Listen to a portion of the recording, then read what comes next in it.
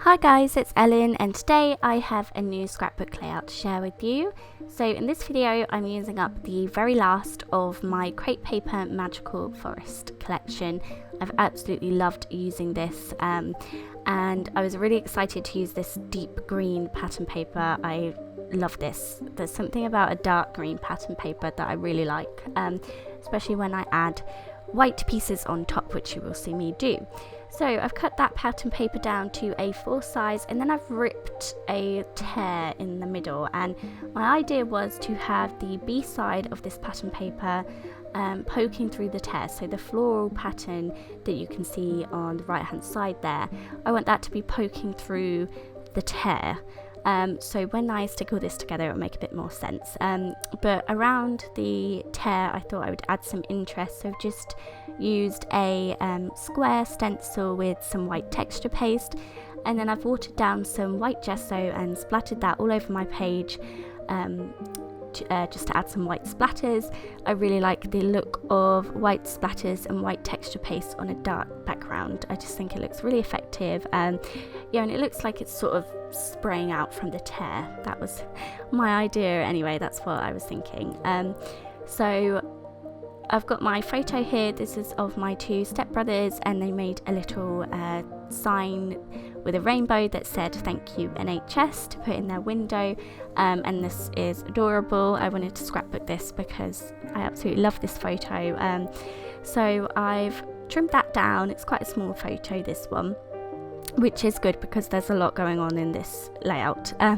So yeah, I've trimmed my photo down and then I'm sticking it onto the gorgeous vellum with the rainbows on from this collection, and then I'm also going to back that onto some pink pattern paper, and this just makes it really stand out from the green background.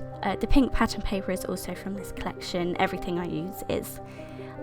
So yeah, I'm going to back that onto the pink pattern paper, and then I'm going to add some foam tape behind my photo to add some dimension.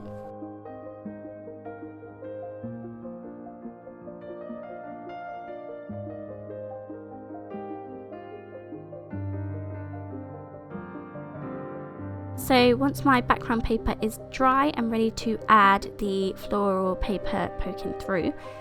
So I've just sort of layered it how I want it to look on the other side, and then I'm just going to add some masking tape. I didn't want to stick down all of the edges because I'm going to tuck things underneath. I wanted to be able to do that easily. So yeah, just by using the masking tape, I have a little bit of room around the tear to tuck things in.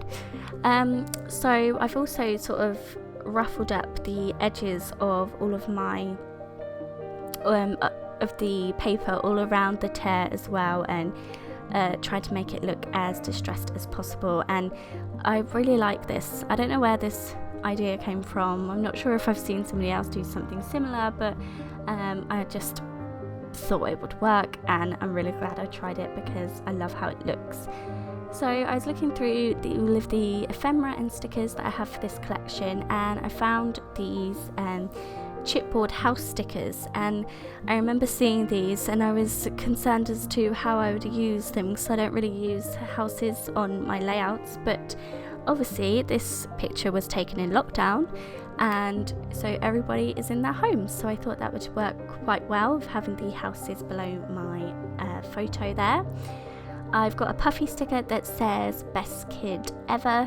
It should be kids, but I'm not going to worry about that too much. And I've got a couple of other ephemera pieces just poking out from behind my photo, so they're not they're just adding another element and another colour behind all of my photos. I've then taken these small gold stickers, alpha stickers, to write the words "thank you," and then I've taken the larger thickers from this collection to write NHS.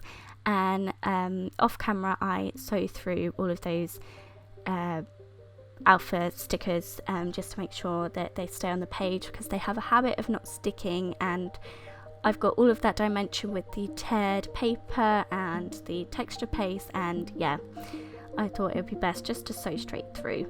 So I'm going to stick down my little cluster with my photo and my houses there. I'm going to add another puffy sticker at the top right hand corner of my photo, and I'm adding that best kid ever piece in the tear. So that's what I meant by tucking stuff in, that is sort of half tucked into the tear, and I just really like how that looks.